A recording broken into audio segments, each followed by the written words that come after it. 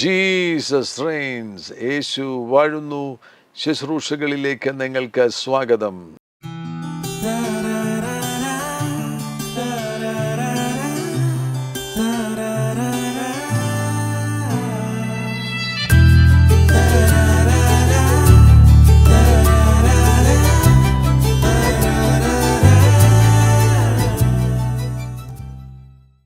മനസ്സ് കലങ്ങിപ്പോകരുത്. കലങ്ങിയ മനസ്സ്, ഇളകിപ്പോകുന്ന മനസ്സ്, ആശയക്കുഴപ്പത്തിലാകുന്ന മനസ്സ്, അതിൽ നിന്ന് കർത്താവാകുന്ന യേശു സ്വസ്ഥതയും സമാധാനവും നമുക്ക് നൽകി തരുവാൻ ആഗ്രഹിക്കുന്നു. നിങ്ങളുടെ ഹൃദയം കലങ്ങിപ്പോകരുത് എന്ന് യോഹന്നാൻ്റെ സുവിശേഷം 14-ാമത്തെ അധ്യായം 1-ാമത്തെ വാക്യത്തിൽ യേശു തൻ്റെ ശിഷ്യന്മാരോട് പറയുകയാണ്. ഹൃദയം എന്നതുകൊണ്ട് അർത്ഥമാക്കുന്നത് അകത്തെ മനുഷ്യൻ എന്നാകുന്നു. നിങ്ങളുടെ ഹൃദയം കലങ്ങിപ്പോകരുത്, നിങ്ങളുടെ മനസ്സ് കലങ്ങിപ്പോകരുത്. 14-ാമത്തെ അധ്യായത്തിൻ്റെ 27-ാമത്തെ വാക്യത്തിലും ആ വാക്യത്തിൻ്റെ അവസാന ഭാഗത്ത് നിങ്ങളുടെ ഹൃദയം കലങ്ങരുത്, നിങ്ങളുടെ മനസ്സ് കലങ്ങരുത്. പലരുടെയും മനസ്സ് കലങ്ങിപ്പോകുകയാണ്, ഇളക്കം തട്ടിയിരിക്കുന്നു, മനസ്സിൽ വല്ലാതെ വലിയ കോളിളക്കങ്ങൾ സംഭവിക്കുന്നു, വിഭ്രമങ്ങൾ മനസ്സിൻ്റെ ഉള്ളിൽ സംഭവിക്കുകയാണ്. അത് മുഖാന്തരമായിട്ട് ജീവിതത്തിൽ അനുഭവിക്കേണ്ട നന്മകൾ അനുഭവിക്കാൻ കഴിയുന്നില്ല. കർത്താവാകുന്ന യേശു തൻ്റെ ശിഷ്യന്മാരോട് ഈ കാര്യം പറയുമ്പോൾ യോഹന്നാൻ്റെ സുവിശേഷം 14-ാമത്തെ അധ്യായം മുതൽ യേശുക്രിസ്തുവിൻ്റെ ശുശ്രൂഷയുടെ ഏറ്റവും അവസാന ദിവസങ്ങളിൽ നടത്തുന്ന ആശയവിനിമയമാണ്. ചില ദിവസങ്ങൾ കഴിയുമ്പോൾ യേശു ക്രൂശിക്കപ്പെടുവാൻ പോകുകയാണ്. യേശുവിന് അതറിയാം. ഈ ശിഷ്യന്മാരെ വിട്ട് അവിടുന്ന് ഈ ഭൂമിയിൽ നിന്ന് സ്വർഗത്തിലേക്ക് പോകുവാൻ പോകുന്നു എന്ന് അവിടുത്തേക്ക് അറിയാം എന്നതുകൊണ്ട് അവിടുന്ന് തൻ്റെ ശിഷ്യന്മാരോട് പറയുകയാണ്, നിങ്ങളുടെ ഹൃദയം കലങ്ങിപ്പോകരുത്, നിങ്ങളുടെ മനസ്സ് കലങ്ങിപ്പോകരുത്. കാരണം അടുത്ത ദിവസങ്ങളിൽ സംഭവിക്കുവാൻ പോകുന്ന ആ സംഭവ വികാസങ്ങൾ മുഖാന്തരമായിട്ട് ഇവരുടെ ഹൃദയം കലങ്ങിപ്പോകുവാൻ, ഇവരുടെ മനസ്സ് കലങ്ങിപ്പോകുവാനുള്ള സകല സാധ്യതകളുമുണ്ട്. അത് മനസ്സിലാക്കിയാണ് യേശു അവരോട് പറയുന്നത്, നിങ്ങളുടെ ഹൃദയം, നിങ്ങളുടെ മനസ്സ് കലങ്ങിപ്പോകരുത്. എന്തൊക്കെ കാരണങ്ങൾ കൊണ്ടായിരിക്കും ഒരു മനസ്സ് കലങ്ങിപ്പോകുന്നത്? ഏറ്റവും പ്രധാനപ്പെട്ടത് ആഘാതങ്ങളാണ്, ട്രോമാസ്. നിങ്ങൾ അപ്രതീക്ഷിതമായി ചില ആഘാതങ്ങളെ നേരിടുമ്പോൾ, അതുതന്നെ ഒരാഘാതമല്ല, ഒന്നിലധികം ആഘാതങ്ങൾ നിങ്ങൾ അപ്രതീക്ഷിതമായിട്ട് നേരിടേണ്ടതായിട്ട് വരികയാണ് എങ്കിൽ അത് മുഖാന്തരമായിട്ട് ഹൃദയം കലങ്ങിപ്പോകുവാൻ സാധ്യതയുണ്ട്. ഭർത്താവ് രോഗിയായി കിടക്കയിലായിരിക്കുന്നു, എഴുന്നേൽക്കാൻ വയ്യ. ഭാര്യ ആ കാര്യങ്ങൾ ഏറ്റെടുത്തു, ഭർത്താവിനെ ശുശ്രൂഷിക്കാം, ഭർത്താവിൻ്റെ കാര്യങ്ങൾ നോക്കാം, ആ ദൗത്യങ്ങളെല്ലാം ഭാര്യ ഏറ്റെടുക്കുകയാണ്. അപ്പോൾ ചില ദിവസങ്ങൾ കഴിഞ്ഞപ്പോൾ പെട്ടെന്ന് ഭാര്യ താഴെ വീണു, നടുവിന് വലിയൊരു കേടുണ്ടായി, കാലിന് ഒടിവുണ്ടായി, കിടക്കയിലായി. അപ്പോൾ രണ്ടുപേര് ഓരോ മുറിയിൽ, അപ്പുറത്തെയും ഇപ്പുറത്തെയും മുറിയിൽ കിടക്കയിലായി. പ്ലാസ്റ്റർ ഇട്ട് ഭാര്യ കിടക്കുകയാണ്. ഒന്നിലധികം ആഘാതങ്ങളാണ്. ഈ ആഘാതങ്ങൾ വന്നു കഴിഞ്ഞപ്പോൾ ഇവർ ഇരുവരുടെയും മനസ്സ് കലങ്ങിപ്പോകുവാൻ സാധ്യതയുണ്ട്. അങ്ങനെ ഇരിക്കുന്ന സന്ദർഭത്തിൽ മോൻ്റെ എക്സാമിനേഷൻ്റെ റിസൾട്ട് വന്നു, അവൻ തോറ്റു. അതൊരാഘാതം കൂടിയാണ്. ആ വീട്ടിൽ തന്നെ രണ്ടുപേര് കിടക്കയിൽ കിടക്കുകയാണ്. അതിൻ്റെ കൂടെ മോൻ്റെ റിസൾട്ട് വന്നപ്പോൾ അവൻ തോറ്റു, അവൻ എക്സാമിന് ഫെയിലായി എന്നുകൂടെ അറിയുമ്പോൾ വിവിധ ആഘാതങ്ങൾ ഒന്നിച്ചു വരുന്ന സന്ദർഭത്തിൽ മനസ്സ് കലങ്ങിപ്പോകുവാനുള്ള വലിയ സാധ്യതയുണ്ട്. സാധ്യതയല്ല, കലങ്ങിപ്പോയിരിക്കും. വിവിധ ആഘാതങ്ങൾ ഒരുമിച്ച് വരുമ്പോൾ മനസ്സ് കലങ്ങിപ്പോയിരിക്കും. കർത്താവാകുന്ന യേശു ക്രിസ്തു ക്രൂശിതനാകുന്നു. ശിഷ്യന്മാരെല്ലാം യേശുവിനെ വിട്ട് ഓടിപ്പോകുന്നു. യഹൂദന്മാർ യേശുവിൻ്റെ ശത്രുക്കൾ യേശുവിനെ ക്രൂശിച്ചത് മാത്രമല്ല, ശിഷ്യന്മാരെ കൊന്നുകളയാൻ വേണ്ടി ശ്രമം നടത്തുന്നു. പല ആഘാതങ്ങൾ ഒരുപോലെ വരികയാണ്. ഒരിക്കലും പ്രതീക്ഷിക്കാതിരിക്കുന്ന സന്ദർഭത്തിലാണ് യേശുക്രിസ്തുവിൻ്റെ കൂടെ ആയിരിക്കുന്ന ശിഷ്യന്മാർ അത്ഭുതങ്ങൾ കണ്ട് തിരുവായ് മൊഴി പുറപ്പെടുവിക്കുന്ന വചനങ്ങളെ സ്വീകരിച്ച് സന്തോഷമുള്ളവരായി, സംതൃപ്തിയുള്ളവരായി, ഒന്നിനും ബുദ്ധിമുട്ടില്ലാതെ നല്ലൊരു ജീവിതം 3.5 വർഷക്കാലം നയിച്ചു കൊണ്ടിരിക്കുന്നതിൻ്റെ ഇടയിലാണ് പെട്ടെന്ന് ഈ ആഘാതങ്ങളെല്ലാം കൂടി ഒരുമിച്ച് വരുന്നത്. മനസ്സ് കലങ്ങിപ്പോകത്തില്ലേ? കലങ്ങിപ്പോകും, മനസ്സ് കലങ്ങിപ്പോകും. മനസ്സ് പോയി കഴിഞ്ഞാൽ, മനസ്സിന് കലക്കം സംഭവിച്ചു കഴിഞ്ഞാൽ പിന്നെ അത് തിരികെ പിടിക്കുക എന്ന് പറയുന്നത് ബുദ്ധിമുട്ടുള്ള കാര്യമാണ്. അത് സംഭവിക്കരുത്. ആഘാതങ്ങൾ, ഒന്നിലധികം ആഘാതങ്ങൾ മുഖാന്തരമായിട്ട് ഇപ്പോൾ നിങ്ങളുടെ മനസ്സ് കലങ്ങിയിരിക്കുകയാണ് എങ്കിൽ ആ മനസ്സിനെ നിങ്ങൾ തിരികെ പിടിക്കണം. സ്വസ്ഥതയിലേക്കും സമാധാനത്തിലേക്കും മടക്കിക്കൊണ്ടുവരേണ്ടത് ആവശ്യമാണ്.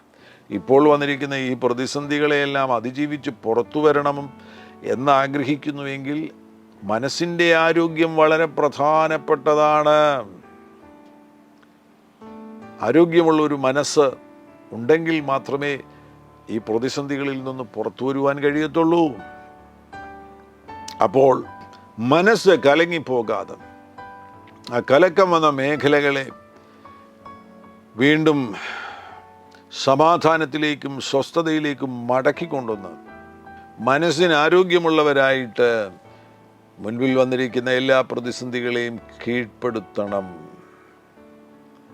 വെല്ലുവിളികൾ വരുന്ന സന്ദർഭത്തിൽ ആ വെല്ലുവിളികൾ മുഖാന്തരം, ആഘാതങ്ങൾ വരുന്ന സന്ദർഭത്തിൽ ആ ആഘാതങ്ങൾ മുഖാന്തരം എന്നേക്കുമായി പരാജിതരായി ജീവിതത്തിൽ നിന്ന് അപ്രത്യക്ഷമായി പോകുന്നവരുണ്ട്. എന്നാൽ ആ വെല്ലുവിളികളുടെ മുൻപിൽ തളരാതെ ആ വെല്ലുവിളികളെ അതിജീവിച്ച് ആ ആഘാതങ്ങളെ കീഴ്പ്പെടുത്തി മുൻപിൽ വന്നിരിക്കുന്ന ആ പ്രതിസന്ധികളെ കീഴ്പ്പെടുത്തി തരണം ചെയ്ത് തിരികെ കയറി വരുന്നവരുണ്ട്. അങ്ങനെ തിരികെ കയറി വരുന്നവരായിട്ട് നിങ്ങൾ തീരണം. യേശുക്രിസ്തുവിൻ്റെ ശിഷ്യന്മാർ അവർ തിരികെ കയറി വന്നവരാണ്. അവർ തിരികെ കയറി വന്നു കഴിഞ്ഞപ്പോൾ അവർ ലോകത്തെ കീഴ്മേൽ മറിക്കുന്നവരായി തീർന്നു. അപ്പോസ്തല പ്രവൃത്തിയിൽ അവരുടെ മേൽ പരിശുദ്ധാത്മാവ് വന്നു. അവർ ലോകത്തെ കീഴ്മേൽ മറിക്കുന്നവരായി തീർന്നു. ആഘാതങ്ങൾ മുഖാന്തരം മനസ്സ് കലങ്ങിപ്പോകുന്നു. മറ്റൊരു കാരണം ആശയക്കുഴപ്പം, കൺഫ്യൂഷൻ. ചിലരുടെ ജീവിതത്തിൽ വല്ലാത്ത കൺഫ്യൂഷൻസ് വരികയാണ്. ഒന്നിലധികം കാര്യങ്ങളിൽ അവരങ്ങ് കൺഫ്യൂസ്ഡാണ്. എന്ത് ചെയ്യണമെന്നറിയത്തില്ല. ആശയക്കുഴപ്പം വന്നിരിക്കുന്നു. അങ്ങനെ ആശയക്കുഴപ്പം വരുന്ന സന്ദർഭത്തിൽ സാധാരണഗതിയിൽ ചിലപ്പോൾ പിടിവിട്ടു പോയി കഴിഞ്ഞാൽ മനസ്സ് കലങ്ങിപ്പോകും. മനസ്സ് കലങ്ങുക എന്ന് പറയുമ്പോൾ മനസ്സ് ഏറ്റവും പ്രധാനപ്പെട്ട നമ്മുടെ സംവിധാനത്തിൻ്റെ ഭാഗമാകുന്നുവല്ലോ. അവിടെ മനസ്സ് ചിന്തകളെ പുറപ്പെടുവിക്കുന്നു. മനസ്സിനെ നമുക്ക് തോട്ട് ഫാക്ടറി എന്ന് വിളിക്കുവാൻ കഴിയും. ചിന്തകളെ പുറപ്പെടുവിക്കുന്നതിനാൽ ആ ചിന്തകളും നിങ്ങളുടെ ഇച്ഛാശക്തിയും കൂടെ ചേർന്നാണ് നിങ്ങൾ തീരുമാനങ്ങൾ എടുക്കുന്നത്. പല കാര്യങ്ങളെക്കുറിച്ച് തീരുമാനങ്ങൾ എടുത്തെങ്കിൽ മാത്രമേ ജീവിതത്തിൽ നമുക്ക് മുന്നോട്ട് പോകുവാൻ കഴിയത്തുള്ളൂ. ഓരോ നിമിഷവും നമ്മൾ തീരുമാനങ്ങൾ എടുക്കുന്നുണ്ട്. ഇരിക്കുവാൻ തീരുമാനമെടുക്കുന്നുണ്ട്, നടക്കുവാൻ തീരുമാനമെടുക്കുന്നുണ്ട്, ഭക്ഷണം കഴിക്കുവാൻ തീരുമാനമെടുക്കുന്നുണ്ട്, കുളിക്കുവാൻ തീരുമാനമെടുക്കുന്നുണ്ട്, പട്ടണത്തിലേക്ക് പോകുവാൻ തീരുമാനമെടുക്കുന്നുണ്ട്. അങ്ങനെ തീരുമാനങ്ങൾ, അത് സാധാരണഗതിയിൽ ദിനംതോറുമുള്ള സാധാരണ തീരുമാനങ്ങളാണ്. എന്നാൽ അതിലുപരിയായിട്ട് ഗൗരവമേറിയ തീരുമാനങ്ങൾ എടുക്കുന്നുണ്ട്. എൻ്റെ മകൻ ഏത് കോളേജിൽ പഠിക്കണം, ഏത് സബ്ജക്റ്റ് തിരഞ്ഞെടുക്കണം, ഇങ്ങനെയുള്ള പ്രധാന തീരുമാനങ്ങളുണ്ട്. മകളുടെ വിവാഹം, പ്രധാന തീരുമാനങ്ങൾ എടുക്കുവാൻ വേണ്ടി മനസ്സും ഇച്ഛാശക്തിയും ചേർന്ന് പ്രവർത്തിക്കേണ്ടതായിട്ടുണ്ട്. അവിടെ മനസ്സിന് കലക്കം വന്നു കഴിഞ്ഞാൽ തീരുമാനങ്ങൾ എടുക്കാൻ കഴിയത്തില്ല. ഒരു തീരുമാനം എടുക്കും, അത് വേണ്ടെന്ന് വയ്ക്കും. വേറൊരു തീരുമാനം എടുക്കും, അത് വേണ്ടെന്ന് വയ്ക്കും. വേറൊരു തീരുമാനം എടുക്കും, അത് വേണ്ടെന്ന് വയ്ക്കും. ഒടുവിൽ തെറ്റായ തീരുമാനമെടുക്കും, അത് നടപ്പിലാക്കും. മനസ്സ് കലങ്ങിക്കിടക്കുകയില്ലേ? മനസ്സ് കലങ്ങിക്കിടക്കുമ്പോൾ സൗണ്ട്നെസ് ഓഫ് മൈൻഡ്, മനസ്സിൻ്റെ സൗണ്ട്നെസ് നമുക്ക് നഷ്ടപ്പെടുകയാണ്. 2 തിമോത്തിയോസിൻ്റെ ലേഖനം 1-ാം അധ്യായം 7-ാം വാക്യത്തിൽ ഭീരുത്വത്തിൻ്റെ ആത്മാവിനെയല്ല, ശക്തിയുടെയും സ്നേഹത്തിൻ്റെയും സുബോധത്തിൻ്റെയും, അവിടെ സുബോധം എന്ന് പറയുന്ന സൗണ്ട്നെസ് ഓഫ് മൈൻഡാണ്. സുബോധം, ആ സുബോധം നഷ്ടപ്പെട്ടു പോകുന്നു. ആശയക്കുഴപ്പം വരുമ്പോൾ സൗണ്ട്നെസ് ഓഫ് മൈൻഡ് നഷ്ടപ്പെട്ടു പോകുകയാണ്, സുബോധം നഷ്ടപ്പെട്ടു പോവുകയാണ്. ആശയക്കുഴപ്പം മൂലമായിട്ട്, കൺഫ്യൂഷൻസ് മുഖാന്തരമായിട്ട് മനസ്സ് കലങ്ങിപ്പോകുന്നു. മറ്റൊരു മേഖലയാണ് മനോവിഷാദം മൂലം, ധൈര്യക്ഷയം മൂലം, അല്ലെങ്കിൽ നിരുത്സാഹം എന്ന് വേണമെങ്കിൽ ആ വാക്കിന് പറയാൻ കഴിയും, ഡിസ്കറേജ്മെൻറ്റ്സ്. സോ ഡിസ്കറേജ്മെൻറ്റ്സ് വരുമ്പോൾ, ധൈര്യക്ഷയം വരുമ്പോൾ, അല്ലെങ്കിൽ മനോവിഷാദം വരുമ്പോൾ, അതുമല്ലെങ്കിൽ നിരുത്സാഹപ്പെടുത്തുന്ന സാഹചര്യങ്ങൾ, നമ്മെ നിരുത്സാഹപ്പെടുത്തുന്ന സാഹചര്യങ്ങൾ അമിതമായി വരികയും അത് നമ്മെ നിരന്തരമായി ആക്രമിക്കുകയും ചെയ്യുകയാണെങ്കിൽ അത് മുഖാന്തരമായിട്ട് മനസ്സ് കലങ്ങിപ്പോകുവാൻ സാധ്യതയുണ്ട്. അവിടെ ധൈര്യക്ഷയം വരുന്ന സന്ദർഭത്തിൽ, നിങ്ങൾ ഡിസ്കറേജ്ഡ് ആകുന്ന സന്ദർഭത്തിൽ അതിൻ്റെ കാരണം നിങ്ങൾ മനസ്സിലാക്കണം. എന്തുകൊണ്ട് എനിക്ക് ഈ മനോവിഷാദം വന്നിരിക്കുന്നു?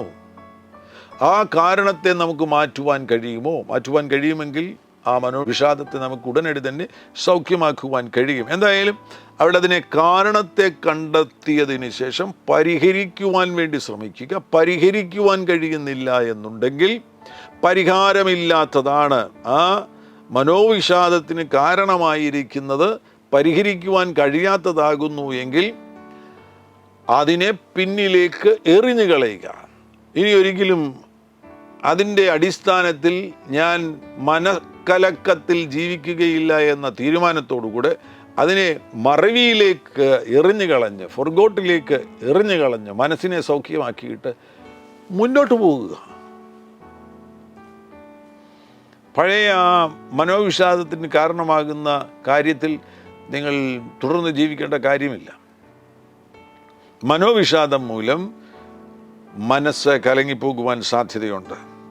വേറൊന്ന്, വളരെ തീവ്രമാകുന്ന വ്യസനം വരികയാണെങ്കിൽ, ഡീപ്പ് ഡിസ്ട്രസ്, അകത്ത് ഡീപ്പ് ഡിസ്ട്രസ് വരികയാണെങ്കിൽ, വളരെ ആഴമേറിയ വ്യസനം വരികയാണെങ്കിൽ, തീവ്രമാകുന്ന വ്യസനം വരികയാണെങ്കിൽ ആ വ്യസനം മൂലമായിട്ട് മനസ്സ് കലങ്ങിപ്പോകുവാൻ സാധ്യതയുണ്ട്. ആ തീവ്രമാകുന്ന വ്യസനം വരുവാൻ വിവിധ കാരണങ്ങൾ കാണും. ജീവിതത്തിലെ പ്രതീക്ഷകൾ നിങ്ങൾക്ക് സഫലമായില്ല, അല്ലെങ്കിൽ ലക്ഷ്യം വെച്ചൊരു കാര്യം, അധ്വാനിച്ചൊരു കാര്യം നിറവേറിയില്ല എന്നതൊക്കെ വ്യസനത്തിന് കാരണമാകുവാൻ സാധ്യതയുണ്ട്. നഷ്ടങ്ങൾ വ്യസനത്തിന് കാരണമാകുവാൻ സാധ്യതയുണ്ട്. അപ്രതീക്ഷിതമായിട്ടുള്ള ബന്ധങ്ങളിലുള്ള ഉലച്ചിലുകൾ തീവ്രമാകുന്ന വ്യസനത്തിന് കാരണമായി തീരുവാൻ അതിന് സാധ്യതയുണ്ട്.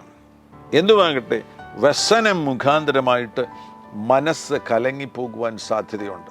ഇങ്ങനെയുള്ള കാരണങ്ങൾ കൊണ്ട് മനസ്സ് കലങ്ങുന്ന സന്ദർഭത്തിൽ തീരുമാനമെടുക്കുവാനുള്ള ശേഷി നഷ്ടപ്പെടുക മാത്രമല്ല, മനസ്സിനകത്ത് കയ്പ്, വിരോധം, നീരസം, ഇങ്ങനെ തുടങ്ങിയുള്ള വിവിധങ്ങളാകുന്ന നെഗറ്റീവായിട്ടുള്ള, നിഷേധാർത്ഥകമാകുന്ന വികാരങ്ങളും മനസ്സ് പുറപ്പെടുവിക്കുവാൻ സാധ്യതയുണ്ട്. ഉയർച്ച താഴ്ചകൾ സംഭവിക്കും. മനസ്സ് കലങ്ങുമ്പോൾ തിരമാല പോലെ മനസ്സിനകത്ത് ഉയർച്ച താഴ്ചകൾ സംഭവിക്കുകയാണ്.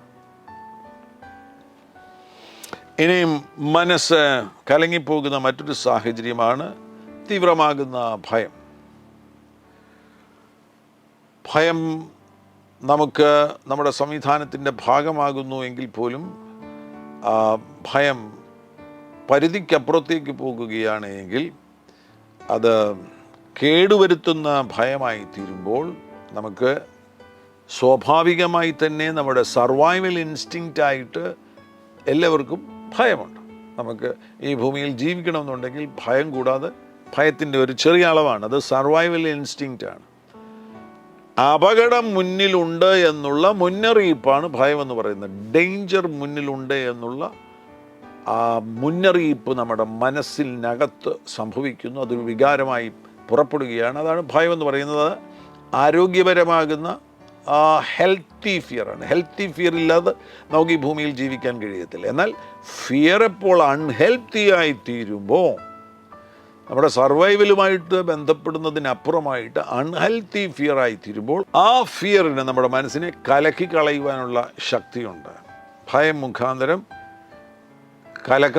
മനസ്സിനകത്ത് കലക്കം വരുവാനുള്ള സാധ്യതയുണ്ട്. ഭയത്തിൻ്റെ ഒരു മേഖലയെന്ന് പറഞ്ഞു കഴിഞ്ഞാൽ അത് ഒരുപാട് കാര്യങ്ങൾ അടങ്ങിയിരിക്കുന്നൊരു മേഖലയാണ്. അവിടെയാണ് ആകുലതയുള്ളത്, അവിടെയാണ് പാനിക് ഉള്ളത്, വെപ്രാളമുള്ളത്, എല്ലാം കൂടെ കൂടിച്ചേരുന്ന ഒരു മേഖലയാണ് ഭയത്തിൻ്റെ മേഖല എന്ന് പറയുന്നത്. ആ ഭയത്തിൻ്റെ മേഖല മുഖാന്തരമായിട്ട് മനസ്സ് കലങ്ങിപ്പോകുവാനുള്ള സാധ്യതയുണ്ട്.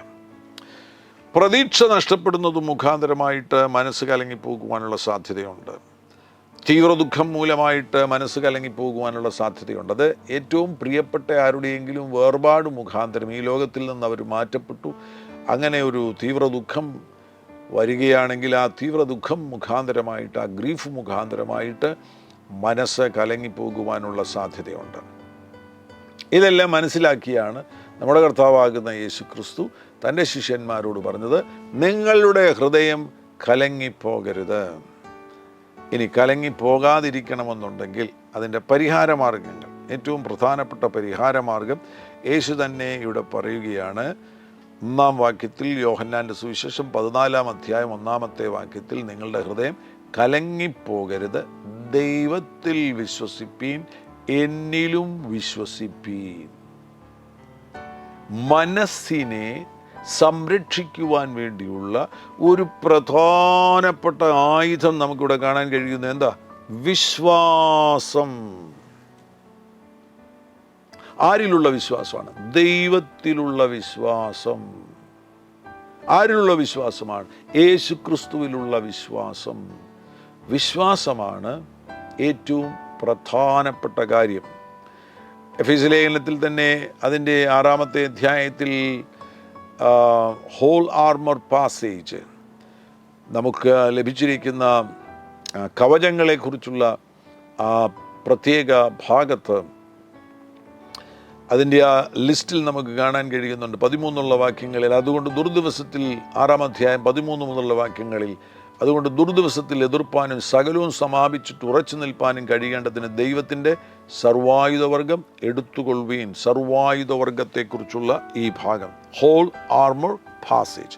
നിങ്ങളുടെ അരയ്ക്ക് സത്യം കെട്ടിയും നീതി എന്ന കവചം ധരിച്ചും സമാധാന സുവിശേഷത്തിനുള്ള ഒരുക്കം കാലിന് ചെരുപ്പാക്കിയും എല്ലാറ്റിനും മീതെ ദുഷ്ടൻ്റെ തീയമ്പുകളെയൊക്കെയും കെടുക്കുവാൻ തക്കതായ വിശ്വാസമെന്ന പരിചയം എടുത്തുകൊണ്ടു നിൽപ്പീൻ. വിശ്വാസം എന്ന പരിച എടുത്തുകൊണ്ട് നിൽപ്പീൻ. ഇവിടെ ഈ ഭാഗത്തുനിന്ന് വളരെ വ്യക്തമായിട്ട് നമുക്ക് മനസ്സിലാക്കുവാൻ കഴിയുന്നു, വിശ്വാസം എന്ന് പറയുന്നത് മനസ്സിനെ പ്രൊട്ടക്റ്റ് ചെയ്യുന്ന ഏറ്റവും പ്രധാനപ്പെട്ട നമുക്കുള്ള പ്രൊട്ടക്ഷൻ ആർമറാകുന്നു. നമ്മുടെ മനസ്സിനെ പ്രൊട്ടക്റ്റ് ചെയ്യാൻ വേണ്ടിയുള്ള ഏറ്റവും പ്രധാനപ്പെട്ട ഒരു കവചമാകുന്നു വിശ്വാസം. ദുഷ്ടൻ്റെ തീയമ്പുകളെയൊക്കെയും കെടുക്കുവാൻ തക്കതായ വിശ്വാസം എന്ന പരിചയം എടുത്തുകൊണ്ട് നിൽപ്പീൻ. യേശു അതാണ് ശിഷ്യന്മാരോട് പറഞ്ഞത്, നിങ്ങളുടെ ഹൃദയം കലങ്ങിപ്പോകരുത്, ദൈവത്തിൽ വിശ്വസിപ്പീൻ, എന്നിലും വിശ്വസിപ്പീൻ. അപ്പോൾ ഒന്നാമത്തെ മനസ്സിനെ കലക്കത്തിൽ നിന്ന് സംരക്ഷിക്കുവാനുള്ള ഉപാധി വിശ്വസിക്കുക, ദൈവത്തിൽ വിശ്വസിക്കുക, യേശു ക്രിസ്തുവിൽ വിശ്വസിക്കുക. നിങ്ങൾ പറയുമായിരിക്കും, ഞാൻ ദൈവത്തിൽ വിശ്വസിക്കുന്നു, യേശു ക്രിസ്തുവിൽ വിശ്വസിക്കുന്നു, എന്നിട്ടും എനിക്ക് എന്തുകൊണ്ട് ഇത് വന്നു? ആ സമയത്ത് എന്നിട്ടും എനിക്ക് എന്തുകൊണ്ട് ഇത് വന്നു എന്ന് ചോദിക്കാതെ വീണ്ടും വിശ്വസിക്കുക. ഇതെല്ലാം വന്നാലും ഞാൻ വീണ്ടും കർത്താവിൽ തന്നെ വിശ്വസിക്കും. എനിക്കെല്ലാം നഷ്ടപ്പെട്ടാലും ഞാൻ പിന്നെയും കർത്താവിൽ തന്നെ വിശ്വസിക്കും. എല്ലാം എനിക്ക് പ്രതികൂലമായാലും ഞാൻ കർത്താവിൽ തന്നെ പിന്നെയും വിശ്വസിക്കും. യഥാർത്ഥത്തിൽ വിശ്വാസം പല സന്ദർഭങ്ങളിലും പരിശോധനകളിലൂടെ കടന്നു പോകും. നിങ്ങൾ വിശ്വസിക്കുന്നുണ്ടോ? യഥാർത്ഥത്തിൽ ഉള്ള വിശ്വാസമാണോ? സത്യസന്ധമായിട്ടും ഗോഡ് കൈൻഡ് ഓഫ് ഫെയ്ത്ത് നിങ്ങളിലുണ്ടോ എന്ന് അറിയുവാൻ തക്കവണ്ണമായിട്ട് വിശ്വാസം ചിലപ്പോൾ ശോധനകളിലൂടെ കടന്നു പോകും. ആ ശോധനകളിലൂടെ കടന്നു പോകുമ്പോഴാണ് പലരും പറയുന്നത്, ഇനി ഞാൻ വിശ്വസിക്കത്തില്ല, ഞാൻ കുറേ വിശ്വസിച്ചതാണ്, അതുകൊണ്ടൊന്നും ഒരു ഫലം ഉണ്ടായില്ല. അവർക്ക് യഥാർത്ഥത്തിലുള്ള വിശ്വാസം ഉണ്ടായിരുന്നോ? ഇല്ല. ആ ശോധനകളിലൂടെ കടന്നുപോയപ്പോൾ മനസ്സിലായി അവരുടെ വിശ്വാസം എന്ന് പറയുന്നത് ഉപരിതലത്തിലുള്ളൊരു അനുഭൂതി മാത്രമായിരുന്നു. അത് ആഴത്തിലേക്ക് ഇറങ്ങിയ വിശ്വാസമായിരുന്നില്ല. ആഴത്തിലേക്ക് ഇറങ്ങിയ വിശ്വാസമായിരുന്നുവെങ്കിൽ ജീവിത സാഹചര്യങ്ങളെല്ലാം പ്രതികൂലമാകുമ്പോൾ, അവർ പ്രതീക്ഷിച്ച കാര്യങ്ങൾ ഒന്നും നടക്കാതെ വരുമ്പോൾ, ആഘാതങ്ങൾ ഒന്നിനു പുറകെ ഒന്നായിട്ട് അവരെ ആഞ്ഞടിക്കുന്ന സന്ദർഭത്തിൽ, ആശയക്കുഴപ്പം വന്ന് നിറയുമ്പോൾ, ധൈര്യക്ഷയം വരുമ്പോൾ, മനോവിഷാദം വരുന്ന സന്ദർഭത്തിൽ, തീവ്രമാകുന്ന വ്യസനം വരുന്ന സന്ദർഭത്തിൽ, ആകുലതയും ഭയവും തീവ്ര ദുഃഖവും അവരെ ആക്രമിക്കുന്ന സന്ദർഭത്തിൽ, അപ്പോഴും അവർ പറയും, ഇയ്യോബിനെ പോലെ പറയും, ഞാൻ എൻ്റെ വിശ്വാസത്തിൽ നിന്ന് ഒരു പടി പോലും ഞാൻ പുറകോട്ട് പോകത്തില്ല. ആ വിശ്വാസം തെളിയിക്കപ്പെട്ട വിശ്വാസമാകുന്നു. അത് ശുദ്ധീകരിച്ച സ്വർണം പോലെയുള്ള വിശ്വാസമാകുന്നു. അവരുടെ മനസ്സ് കലങ്ങിപ്പോകുകയില്ല. എല്ലാം കലങ്ങുവാൻ തക്കവണ്ണമുള്ള സാഹചര്യങ്ങളാകുന്നു എങ്കിൽ പോലും അത്ര ആഴത്തിലുള്ള വിശ്വാസമുള്ളതിനാൽ, ദൈവത്തിലുള്ള ആശ്രയമുള്ളതിനാൽ അവരുടെ ഹൃദയം കലങ്ങിപ്പോകത്തില്ല. ശിഷ്യന്മാരെ സംബന്ധിച്ചിടത്തോളം അവരുടെ ഹൃദയം കലങ്ങിപ്പോകേണ്ട സാഹചര്യങ്ങളെല്ലാം വെളിപ്പെട്ടു. ചിലരുടെയൊക്കെ ഹൃദയം കലങ്ങിപ്പോയി. പത്രോസൊക്കെ കർത്താവിനെ തള്ളിപ്പറഞ്ഞില്ലേ? പത്രോസ് മാത്രമല്ല, എല്ലാ ശിഷ്യന്മാരും തള്ളിപ്പറഞ്ഞു എന്ന് തന്നെ നമുക്ക് ഉറപ്പിക്കാം. കാരണം എല്ലാവരും വിട്ടിട്ട് പോയില്ലേ? യേശുവിനെ വിട്ട് എല്ലാവരും പോയി. പത്രോസ് വാ തുറന്ന് തള്ളിപ്പറയുകയുണ്ടായി.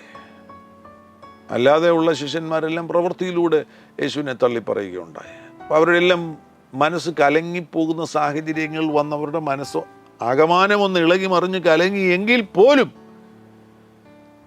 പിന്നീട് അവർക്ക് വിശ്വാസത്തിൽ ഉറയ്ക്കുവാൻ കാരണമായി തീർന്ന നിലയിൽ അവരുടെ ഉള്ളിൽ വിശ്വാസം വേരിറങ്ങിയിട്ടുണ്ടായിരുന്നു. വിശ്വസിക്കുക എന്നതാണ് പ്രധാനമായിട്ടും ഒന്നാമത്തെ ഇതിൻ്റെ പരിഹാര മാർഗമെന്ന് പറയുന്നത്. രണ്ടാമത്തെ പരിഹാരം എന്ന് പറയുന്നത് പ്രത്യാശയാകുന്നു.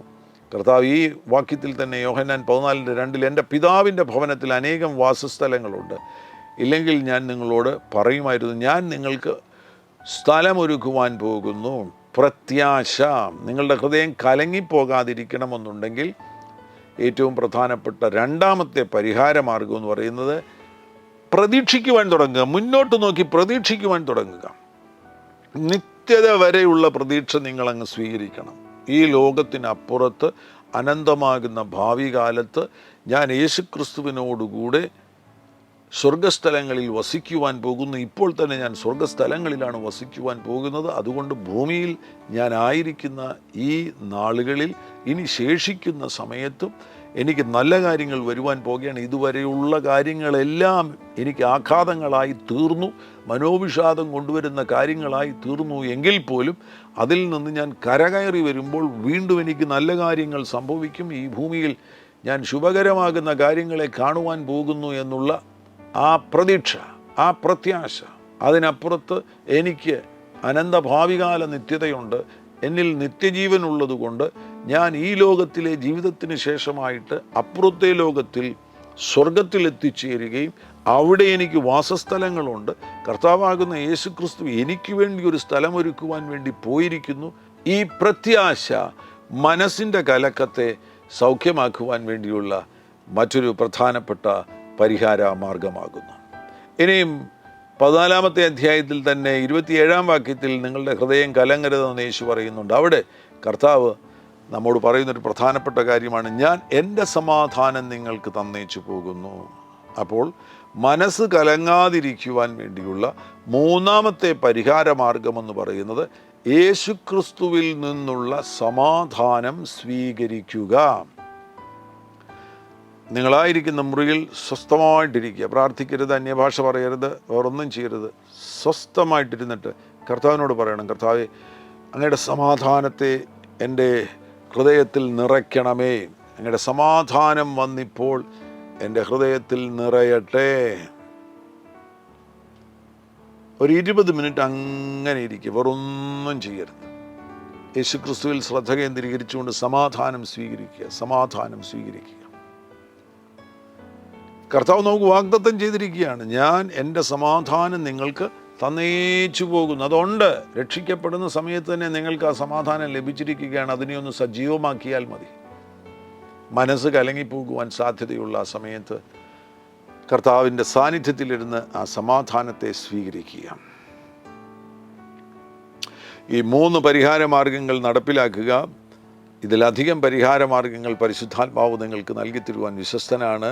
പ്രാർത്ഥനയിൽ സമയം ചിലവഴിക്കുമ്പോൾ തീർച്ചയായിട്ടും കർത്താവ് നിങ്ങളോട് അത് പറഞ്ഞു തരികയും ചെയ്യും. വിശ്വാസം ഒരു പരിഹാരമാർഗമാകുന്നു, പ്രത്യാശ ഒരു പരിഹാരമാർഗമാകുന്നു, സമാധാനം ഒരു പരിഹാരമാർഗമാകുന്നു. പരിശുദ്ധ പിതാവേ, യേശുക്രിസ്തുവിൻ നാമത്തിൽ കേൾക്കപ്പെട്ട വചനത്തിൻ്റെ മേൽ അങ്ങയുടെ ആശീർവാദത്തിൻ്റെ മഴ പെയ്തിറങ്ങട്ടെ എന്ന് പ്രാർത്ഥിക്കുകയാണ്.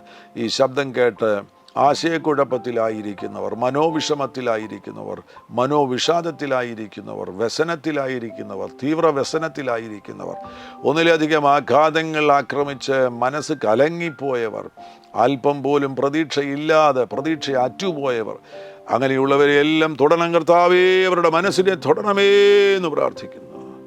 അവരുടെ കലങ്ങിയ മനസ്സിപ്പോൾ യേശുക്രിസ്തുവിൻ നാമത്തിൽ സ്വസ്ഥതയിലേക്ക് പ്രവേശിക്കട്ടെ. അവിടെ വലിയ ശാന്തതയുണ്ടാകട്ടെ. ഉയർച്ച താഴ്ചകൾ ഇപ്പോൾ ഇല്ലാതെയായി അവരുടെ മനസ്സ് ശാന്തമാകട്ടെ. അങ്ങ് കൊടുത്തിരിക്കുന്ന പരിഹാരമാർഗങ്ങളെ സ്വീകരിക്കുവാൻ അവരെ സഹായിക്കണം.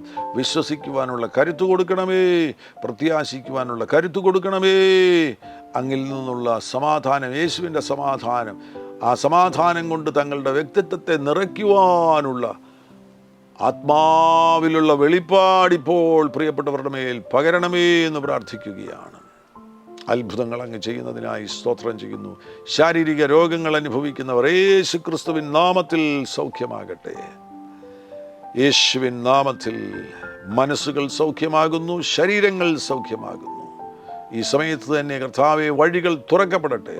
അടഞ്ഞുപോയ വഴികൾ തുറക്കപ്പെടട്ടെ. ജോലിയില്ലാത്തവർക്ക് ജോലി ലഭിക്കട്ടെ. തകർന്ന ബന്ധങ്ങൾ പുനഃസ്ഥാപിക്കപ്പെടട്ടെ. തിരുവചനത്തിൽ ഞങ്ങൾ വായിക്കുന്നത് പോലെ, സങ്കീർത്തനം 23 വായിക്കുന്നത് പോലെ, ഹി റിസ്റ്റോഴ്സ് മൈ സോൾ, എൻ്റെ പ്രാണനെ അവൻ തണുപ്പിക്കുന്നു. ഇപ്പോൾ ഇവരുടെ പ്രാണൻ പുനഃസ്ഥാപിക്കപ്പെടട്ടെ എന്ന് യേശുവിൻ നാമത്തിൽ പ്രാർത്ഥിക്കുന്നു. മഹാത്ഭുതങ്ങൾ അങ്ങ് ചെയ്യുന്നതിനായി സ്തോത്രം ചെയ്യുന്നു. വലിയ സൗഖ്യങ്ങളെ അങ്ങ് അയക്കുന്നതിനായി സ്തോത്രം ചെയ്യുന്നു. യേശുക്രിസ്തുവിൻ നാമത്തിൽ തന്നെ. ആമേൻ. ഹല്ലേലൂയ. Glory to Jesus. കർത്താവാകുന്ന യേശു നിങ്ങളുടെ കൂടെയിരിക്കും. ഈ ചാനൽ ഇതുവരെ നിങ്ങൾ സബ്സ്ക്രൈബ് ചെയ്തിട്ടില്ല എങ്കിൽ ദയവായി സബ്സ്ക്രൈബ് ചെയ്യുവാൻ ഓർപ്പിക്കുന്നു.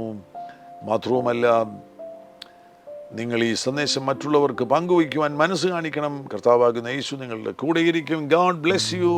ആമേൻ.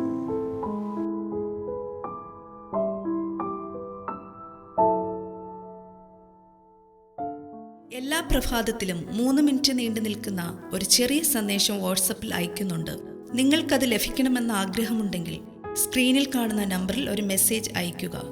ഞങ്ങളുടെ ഓൺലൈൻ റേഡിയോ ആയ ജീസസ് റെയിൻസ് റേഡിയോയുടെ ആപ്പ് ഇതുവരെയും ഡൗൺലോഡ് ചെയ്തിട്ടില്ല എങ്കിൽ പ്ലേ സ്റ്റോറിലും ആപ്പ് സ്റ്റോറിലും ലഭ്യമാണ്. ജീസസ് റെയിൻസ് റേഡിയോ എന്ന് ടൈപ്പ് ചെയ്ത ശേഷം സെർച്ച് ചെയ്യുക. ആപ്പ് നിങ്ങൾ ഇപ്പോൾ തന്നെ ഡൗൺലോഡ് ചെയ്താലും. എല്ലാ പ്രഭാതത്തിലും 4 മണിക്ക് ടങ്സ് പ്രെയർ ഉണ്ടായിരിക്കുന്നതാണ്. നിങ്ങളുടെ ആത്മീയ വർധനവിനായി ദയവായി സൂമിൽ ജോയിൻ ചെയ്താലും. മീറ്റിംഗ് ID സ്ക്രീനിൽ നിങ്ങൾക്ക് ലഭ്യമാണ്. അതോടൊപ്പം തന്നെ എല്ലാ ബുധനാഴ്ചയും രാത്രി 10 മുതൽ 1 മണി വരെ നൈറ്റ് പ്രെയർ ഉണ്ടായിരിക്കുന്നതാണ്. നമുക്ക് ഒരുമിച്ച് രാജ്യങ്ങൾക്ക് വേണ്ടി പ്രാർത്ഥിക്കാം. ദയവായി സൂമിൽ ജോയിൻ ചെയ്താലും. ഈ യൂട്യൂബ് ചാനൽ നിങ്ങൾ ഇതുവരെയും സബ്സ്ക്രൈബ് ചെയ്തിട്ടില്ല എങ്കിൽ ഇപ്പോൾ തന്നെ സബ്സ്ക്രൈബ് ചെയ്യുക. ശേഷം ബെൽ ബട്ടൺ അമർത്താൻ മറക്കല്ലേ. ഈ സന്ദേശം മറ്റുള്ളവരിലേക്ക് അനുഗ്രഹമാകാൻ ഷെയർ ചെയ്താലും. കർത്താവ് നിങ്ങളെ ധാരാളമായി അനുഗ്രഹിക്കട്ടെ.